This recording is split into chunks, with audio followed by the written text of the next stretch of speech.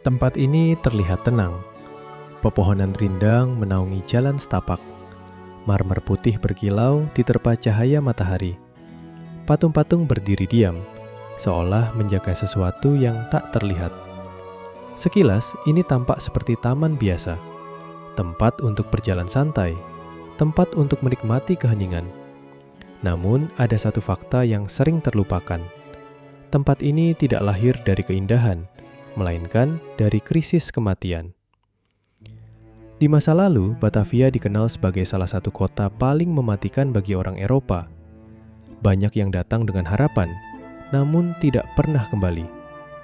Dan dari tragedi itulah, manusia mencoba melakukan sesuatu yang berbeda. Mereka menciptakan ruang, bukan hanya untuk mengubur, tetapi untuk menghormati.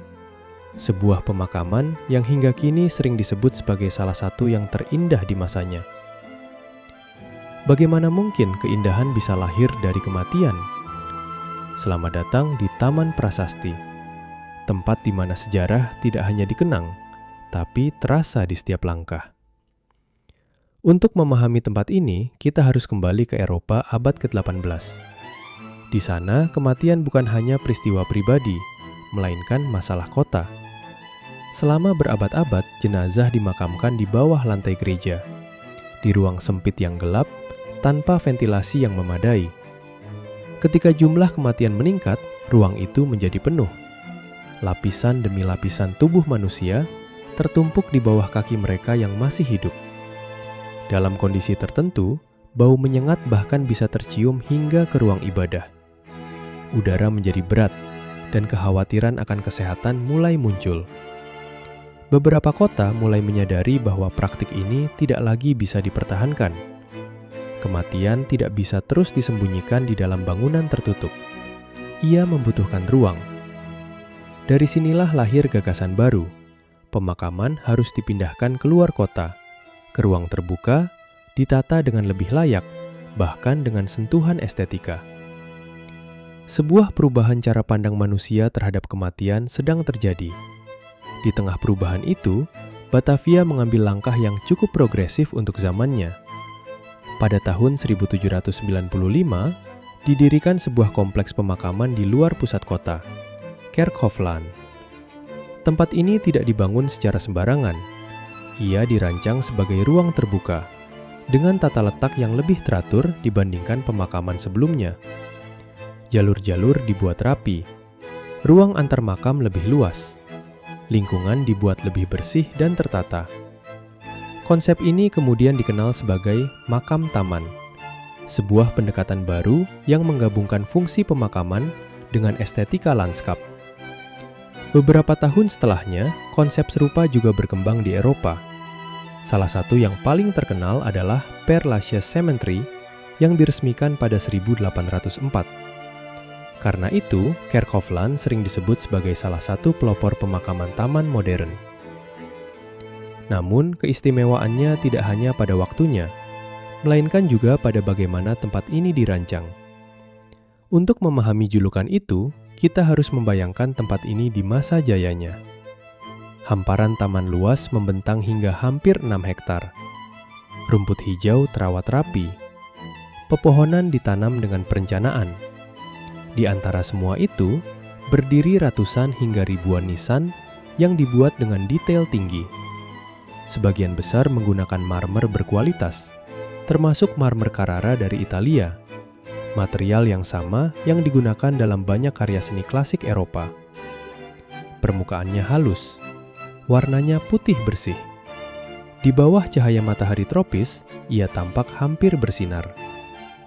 Arsitekturnya mengadopsi gaya neoklasik. Pilar-pilar Dorik dan Korintian berdiri kokoh, memberikan kesan megah. Beberapa makam bahkan tampak seperti monumen kecil, dibangun dengan komposisi artistik yang serius. Disinilah letak keindahannya, bukan pada kematian yang terjadi, melainkan pada cara manusia mencoba mengabadikan kenangan. Tempat ini bukan hanya pemakaman, ia adalah galeri seni yang sunyi. Namun jika diperhatikan lebih dekat, keindahan ini menyimpan lapisan emosi yang dalam. Patung-patung di sini bukan sekedar ornamen, mereka adalah bahasa. Salah satu yang paling mencolok adalah figur perempuan yang menutup wajahnya, sering disebut sebagai weeper. Ia tidak hanya berdiri, ia seolah tenggelam dalam kesedihan. Simbol bahwa kehilangan tidak pernah benar-benar hilang. Di sisi lain, terdapat patung malaikat. Dalam tradisi Eropa, malaikat melambangkan penjaga jiwa. Beberapa di antaranya digambarkan sebagai anak kecil bersayap, wajahnya tenang seperti tertidur. Ini bukan kebetulan. Di Batavia, angka kematian anak memang tinggi. Banyak keluarga kehilangan sebelum sempat merasakan kebersamaan. Patung-patung ini menjadi cara untuk memahami kehilangan itu, memberi bentuk pada sesuatu yang tak bisa dijelaskan dengan kata-kata. Setiap pahatan di tempat ini adalah cerita yang dibekukan dalam batu. Di balik semua keindahan itu, terdapat realitas yang jauh lebih keras. Batavia pada abad ke-18 dikenal dengan julukan Heidgraf der Europeanen, kuburan bagi orang Eropa. Kota ini dibangun dengan kanal-kanal yang terinspirasi dari Belanda. Namun, kondisi tropis membuat sistem ini tidak berjalan seperti yang diharapkan. Air menjadi tergenang, aliran tidak lancar. Di bawah panas matahari, air itu berubah menjadi sumber penyakit. Malaria menyebar melalui nyamuk. Kolera berkembang melalui sanitasi yang buruk. Banyak orang Eropa yang datang ke Batavia tidak siap menghadapi kondisi ini. Mereka datang dengan harapan kehidupan baru, namun seringkali hanya bertahan beberapa bulan, bahkan minggu. Kematian menjadi sesuatu yang begitu dekat dan begitu sering terjadi. Pada awal abad ke-19, kondisi ini tidak bisa lagi diabaikan. Gubernur Jenderal Herman Willem Daendels mengambil langkah besar. Ia melihat bahwa Batavia lama dengan kanal-kanal yang stagnan tidak lagi ideal sebagai pusat pemerintahan. Alih-alih mencoba memperbaiki semuanya dari awal, ia memilih strategi lain. Memindahkan pusat kekuasaan ke wilayah yang lebih tinggi dan lebih sehat, Weltevreden. Keputusan ini mencerminkan perubahan cara berpikir, bahwa lingkungan harus disesuaikan, bukan dipaksakan. Batavia lama perlahan ditinggalkan, namun jejaknya tetap ada, dan Kerkhoffland tetap bertahan sebagai saksi dari masa ketika kota ini bergulat dengan kematian. Hari ini, tempat ini tidak lagi menjadi pusat pemakaman. Ia telah berubah menjadi museum terbuka, tempat di mana sejarah, seni, dan memori saling bertemu. Namun ada satu detail yang memberikan makna tambahan. Di antara nisan-nisan kolonial itu, tersimpan artefak yang berkaitan dengan perjalanan bangsa Indonesia. Salah satunya adalah peti jenazah yang dikaitkan dengan prosesi pemakaman tokoh nasional seperti Bung Karno dan Bung Hatta. Keberadaannya menjadi pengingat bahwa tempat ini tidak hanya milik satu era.